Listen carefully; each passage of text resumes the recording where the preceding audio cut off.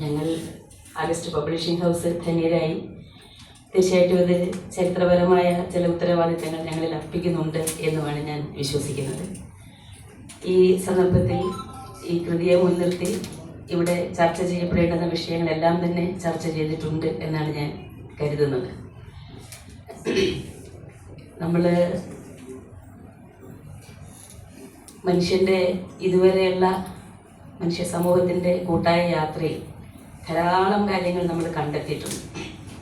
ആ കണ്ടെത്തലുകളാണ് മനുഷ്യ സമൂഹത്തെ ഒന്നാകെ മുന്നോട്ട് നയിക്കുന്നത്. പലപ്പോഴും പുസ്തകങ്ങൾ വായിക്കുമ്പം എനിക്ക് തോന്നുന്ന ഒരു കാര്യം, മനുഷ്യൻ്റെ ഏറ്റവും സവിശേഷമായ കണ്ടെത്തൽ എന്ന് പറയുന്നത് എഴുത്ത് തന്നെയാണ്. ഓരോ കാലഘട്ടത്തിൻ്റെയും ജീവിത അനുഭവങ്ങളെ വരാനിരിക്കുന്ന തലമുറയ്ക്ക് അനുഭവവേദ്യമാകുന്ന രീതിയിൽ രേഖപ്പെടുത്തുക എന്ന് പറയുന്നത് ഒട്ടും നിസ്സാരപ്പെട്ട ഒരു സംഗതിയല്ല.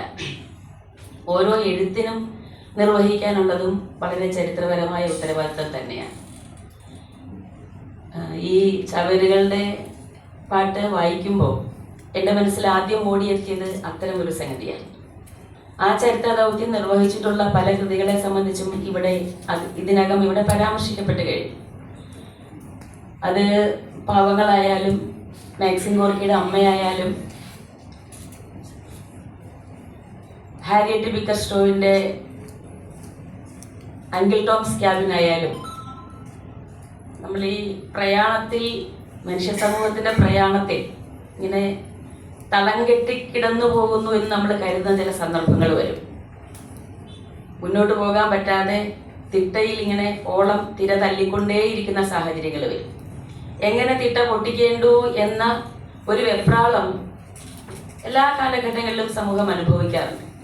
അങ്ങനെയുള്ള സന്ദർഭങ്ങളിൽ തിട്ട പൊട്ടിച്ച് മുന്നോട്ട് പോകാനുള്ള ഒരു ദിശ, വഴി, കരുത്ത് അത് പ്രദാനം ചെയ്യുന്ന കൃതികളുണ്ട്. അത്തരം ഒരു ഉത്തരവാദിത്തമാണ് ചാവേറുകളുടെ പാട്ടിനും നിർവഹിക്കാനുള്ളത് എന്നാണ് ഞാൻ വിചാരിക്കുന്നത്.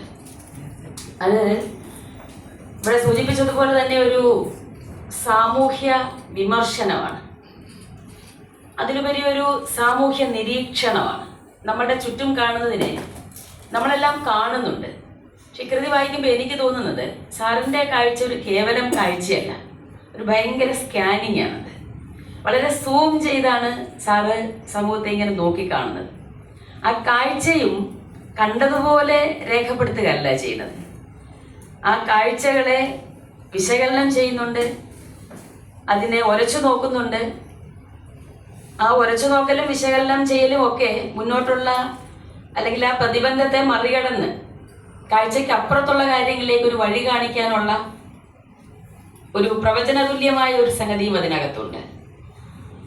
സാർ ഒന്നും കാണാതെ പോയിട്ടില്ല. ഒരു സംഗതിയും സമൂഹത്തിൽ നിന്ന് നടക്കുന്ന എല്ലാ